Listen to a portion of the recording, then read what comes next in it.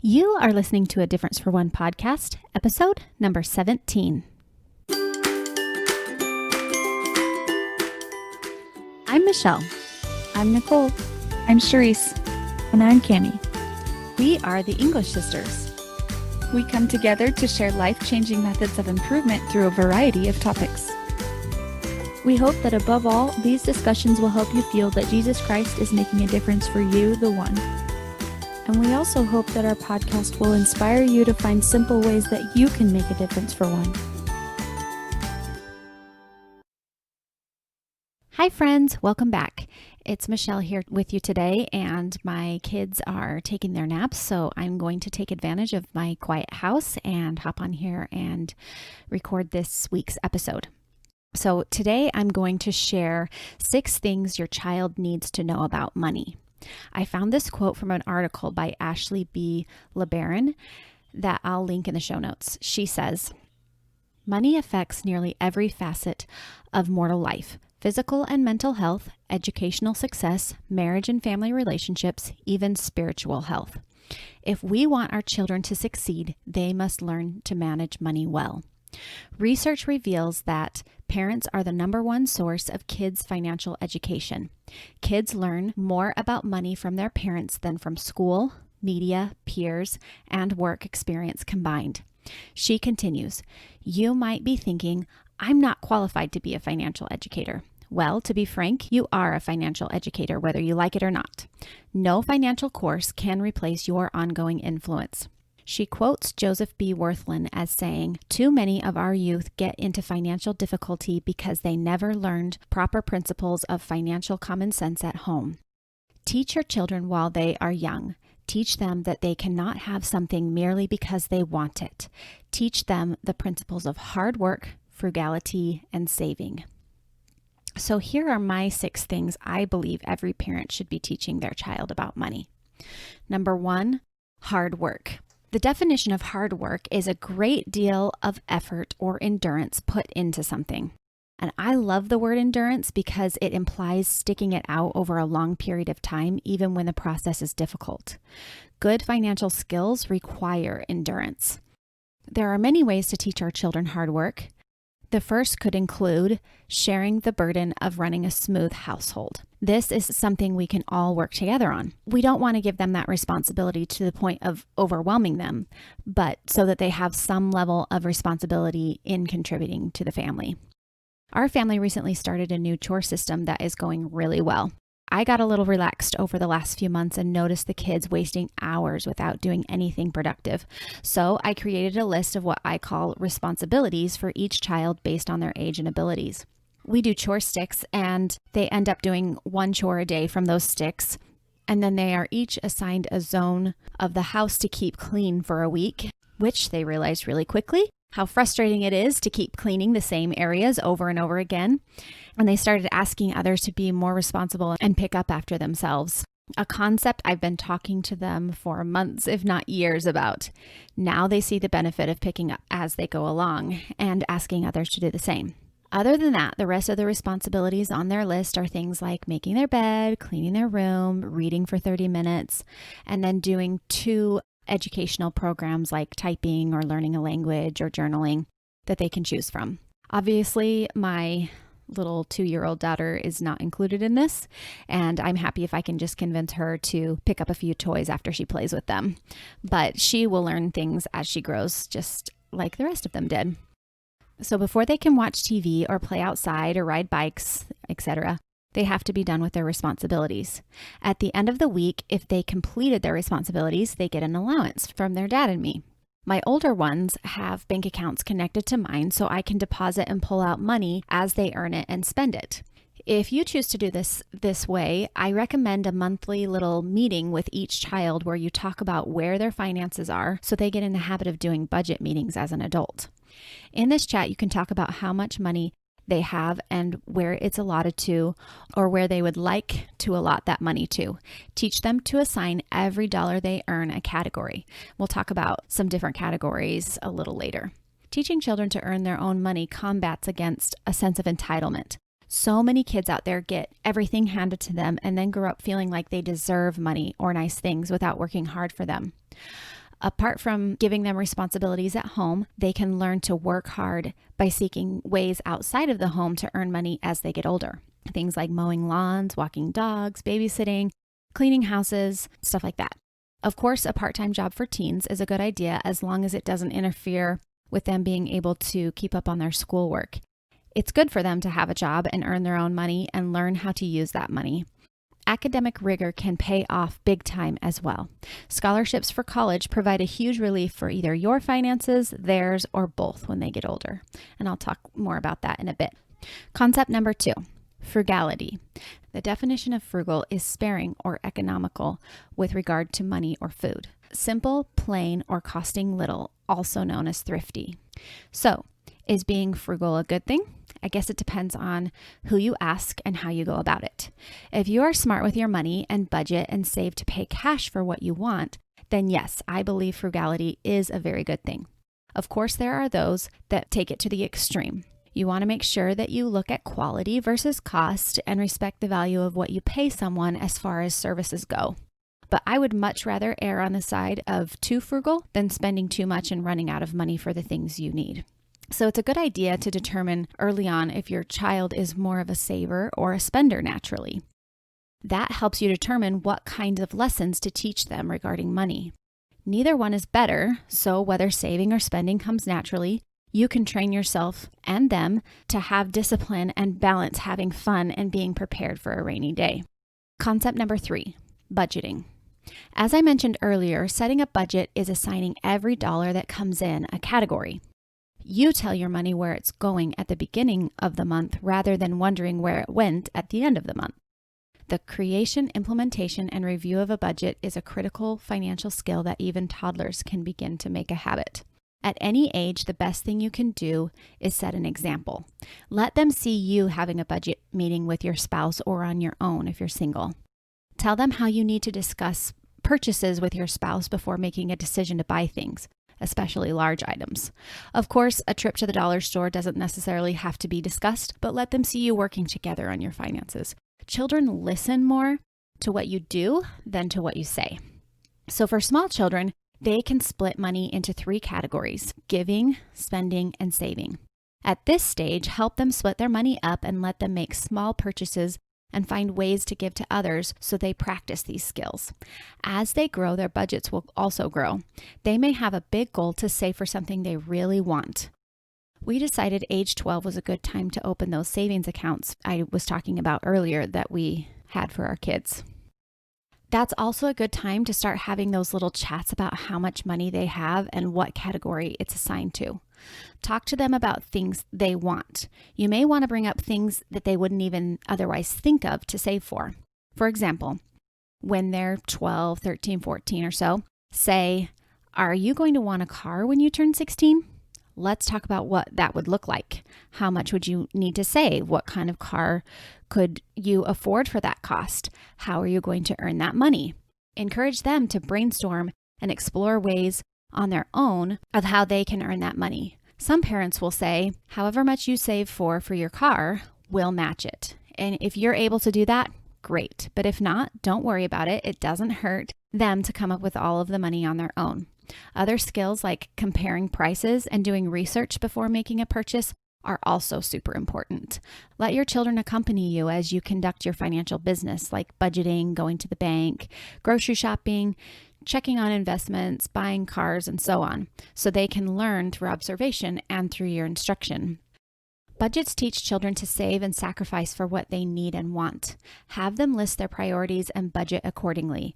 This is a skill that will hopefully stick with them into adulthood. Of course, they have their agency, so they may actually, you can count on them making some mistakes with money as adults. I mean, I think it's safe to say that every one of us has made some stupid mistakes with money that we wish we could take back.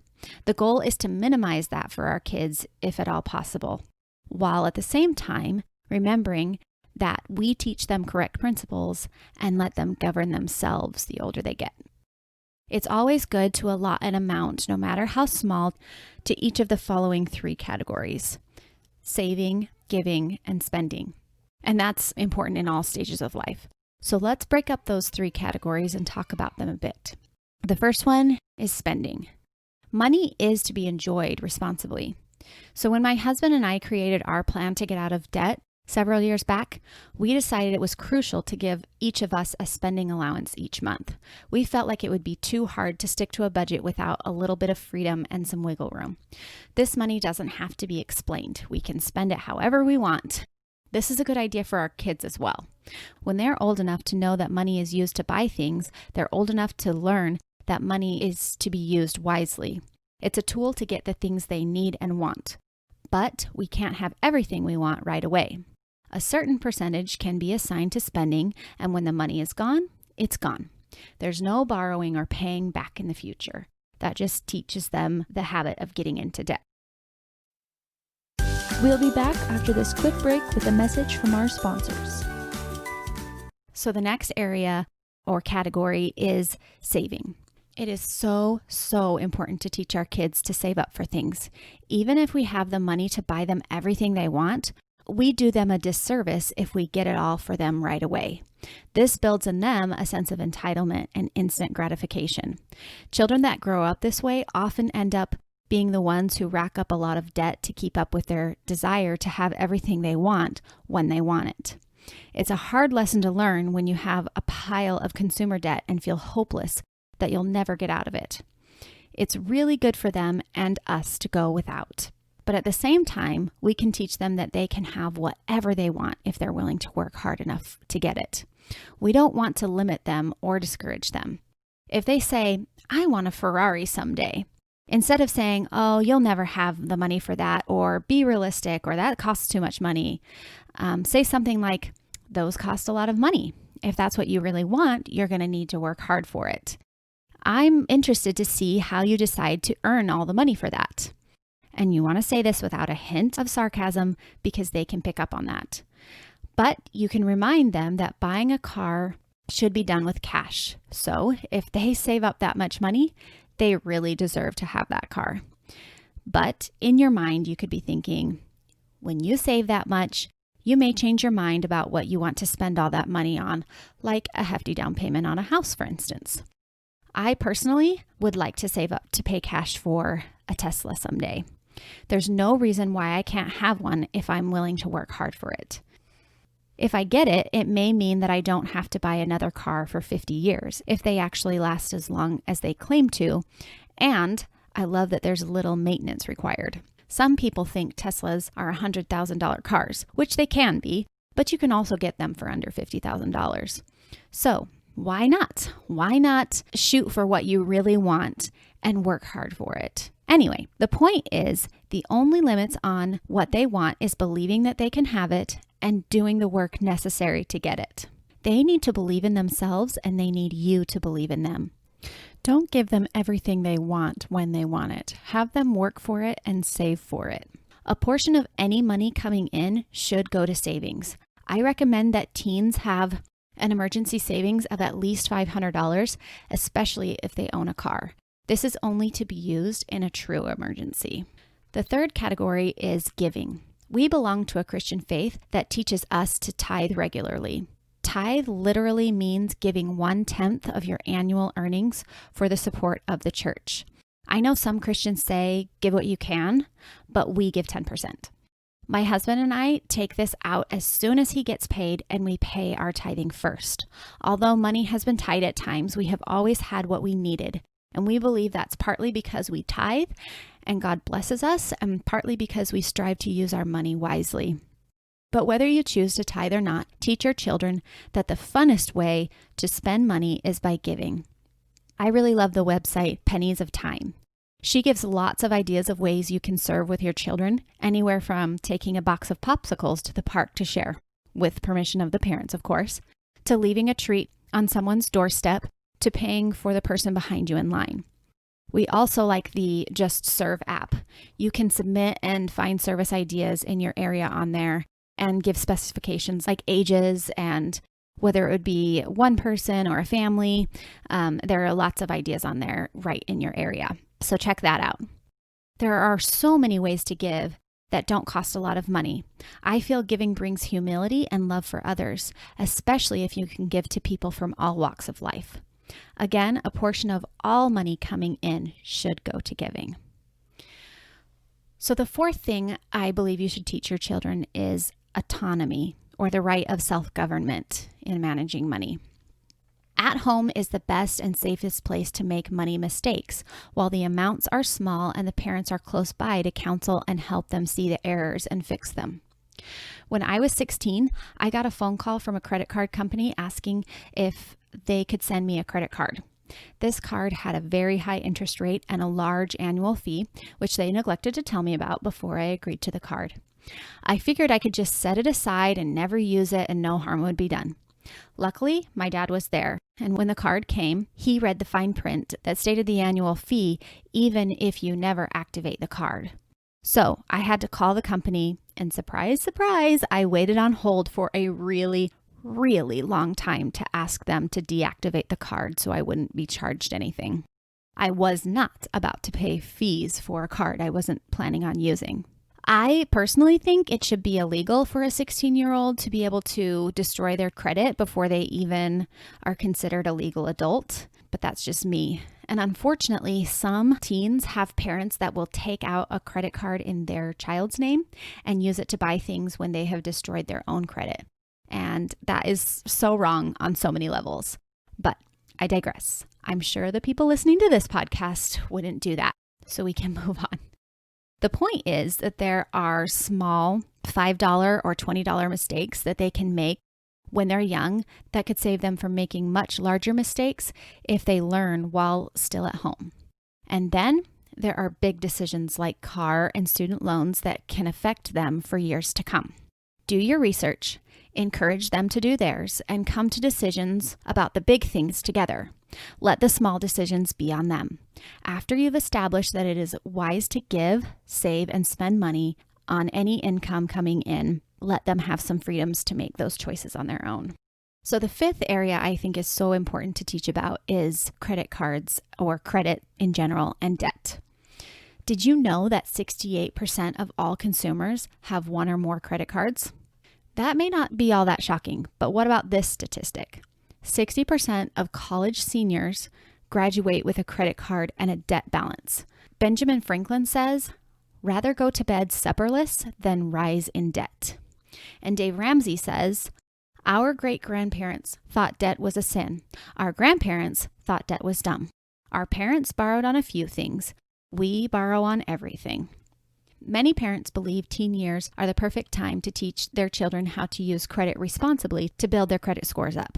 That way, when they go to take out a loan for a car or a home, it's already established. Use this concept with great caution.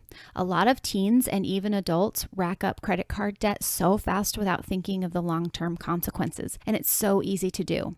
Did you know that credit cards are the most advertised product on the market? They spend a lot of time and money sending mailers and advertising and trying to convince you that it's the best way to go. They've gotten so good at it that the average American thinks they can't get by in life today without a credit card. I believe a much better use of your time in teaching would be to encourage them to do whatever they can to avoid debt of any kind. They can pay cash for a car, and if you can't pay in full, you can't afford the car. And in the future, they can even get a bank to do a loan for a home without a credit score. They can base it on their income and spending history and other aspects rather than just their FICO score. So I promise a FICO score is not a necessity. But I live with a husband who disagrees and feels that it's important to keep our FICO score up. So we keep our FICO score up, and we have a credit card that we use monthly and pay it off at the end of every month, so we never pay interest. Use your own judgment in making those decisions and teach your children the responsibility of how they would use a credit card. Number 6, I like to call the debt-free degree.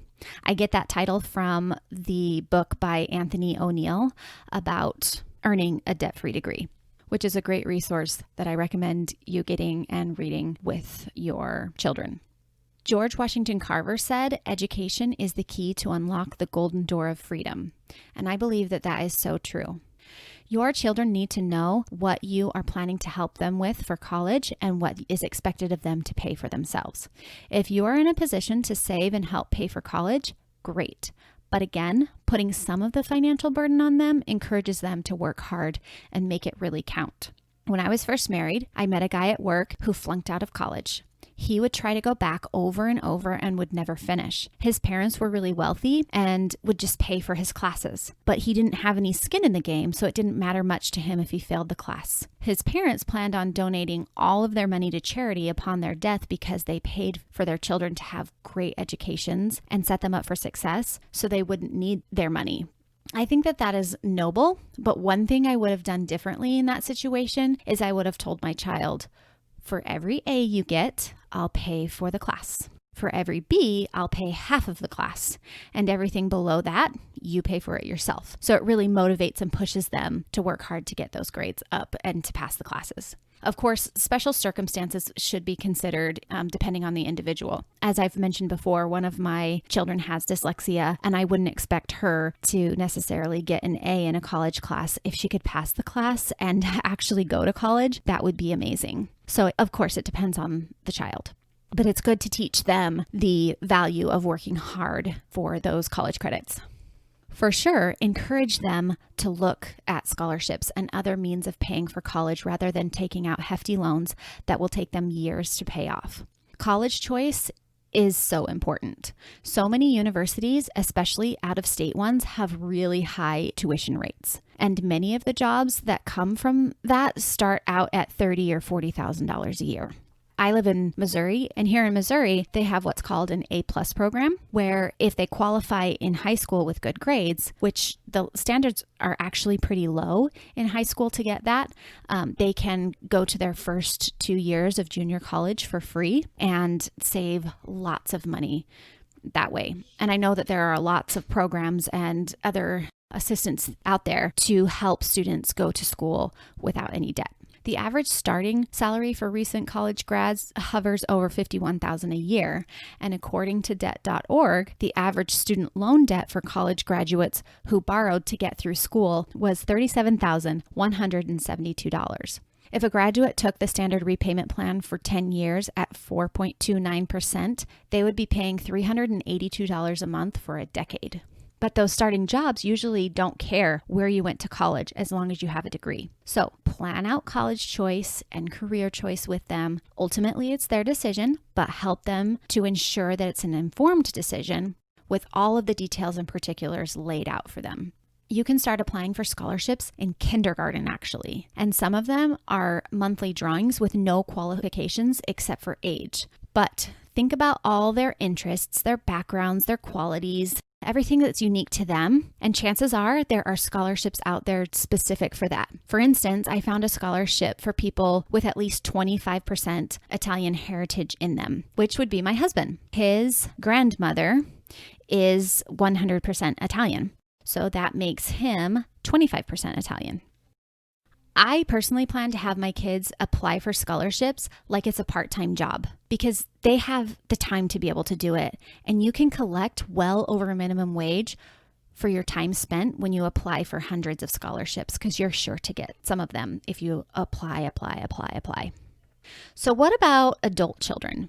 Some of you have children that are already out of the house, and whatever ways they were raised to learn about money, those are set in them now. And they have their own agency, their own ability to make decisions. And some of them might come to you for financial advice or ask for assistance if times are tough. So what do you do with your adult children? Hopefully, if you have properly taught your children about money growing up, they will continue to be wise about it as adults. But if they aren't wise, do you let them borrow money from you? Do you bail them out of those tough circumstances they find themselves in? This is a really hard decision and not to be taken lightly. First, I would say never loan money to anyone, family or otherwise, that you need or expect them to pay back. You should be able to be just fine without it. Second, never take out loans for them in your name or invest in their future at the expense of investing in your own future first, referring to saving for retirement. Saving for retirement comes before helping your children through college or other expenses as an adult. And third, just because you can help them out doesn't mean that you should. Something you could say, and I could imagine me saying to my adult children is, if you agree to me helping you out financially, then you have to be willing to let me look over your financial situation and let's make a plan together to get you out of this mess that you've created. And as long as you follow that plan, I will help you in ways I feel are appropriate to the situation. But ultimately, you are the one that got yourself in this mess, so you need to be the one to get yourself out of it. Trust me, this is what you'd say to your children. Trust me, I've made stupid decisions with my money myself, and it's painful, isn't it? I really commiserate with you, and I know what you're going through. Being able to be on that same page with them and not like a dictator over them, but really saying, this is hard. I know I've been there. I've been that poor college student or that one that made those wrong decisions, but we can work this out together. You are not alone, and I can help you through this, but I'm not going to just hand you money whenever you ask for it, even if I financially could. This is a great way to help them make a plan and stick to it. Of course, they have their choice. When they're adults, they make their own decisions and learn from their own mistakes, and we are just there to love them and help them get through it and do what we can. But your help should come with necessary strings attached so that it doesn't become a habit of coming to mom and dad to bail you out over and over. I really recommend the book Boundaries by Henry Cloud. He teaches when to say yes and how to say no, and this would be in all kinds of relationships, whether it's family, friends, and all kinds of boundaries, not just money boundaries. You can sit down with this struggling adult and remind them or teach them for the first time these basic principles to live by. Number 1, quit borrowing money. It only makes things worse. If the credit cards are too tempting and you can't pay off the balance every month, do not use them. Number 2, you must save money every month. Number 3, sell something. Have them make it hurt a little bit. Like if they bought a car that's too expensive and they can't afford the payments, they probably should return it or sell it. Number 4, get a part-time job or work extra. Pick up those hours to get that money flowing because this is your responsibility. You are an adult now. And number 5, use the debt snowball system to pay off debts smallest to largest. And there are other systems out there, but that one is my favorite. So in conclusion, I love the scripture, Proverbs 22:6. Train up a child in the way he should go, and when he is old, he will not depart from it. I would add that they are less likely to depart from it because, again, we all have our agency, and aren't we so glad that we do? No one wants to be forced to do anything. I know that teaching healthy earning, spending, and planning habits with money is so important. And I truly believe they learn best by our example and our consistent effort to talk about it with them throughout childhood and into adulthood. Not to control them, but to walk with them and love them through the money decisions they make, having confidence that we taught them principles that will get them through the hard times if they choose to follow them. So in review one more time, those things you want to make sure to teach them growing up are hard work, frugality, budgeting, autonomy and money, avoiding credit and debt, and earning a debt-free degree if at all possible. I know you can do this. I know you can teach your children these concepts and lead by example, and you will be so happy you did when you see the result that comes from it. Do finances overwhelm you? Do you feel like you need a financial advisor? As always, I would love to help you out with your personal finances, family finances, or how to navigate finances with your children. So send me an email and we can go from there. Thank you so much for joining me today, and we will see you next time. If you like this podcast, don't forget to subscribe and leave a review. If it resonates with you, the greatest compliment you could give is to share it with a friend who might benefit from it as well. Check out A Difference for One on Instagram for additional content.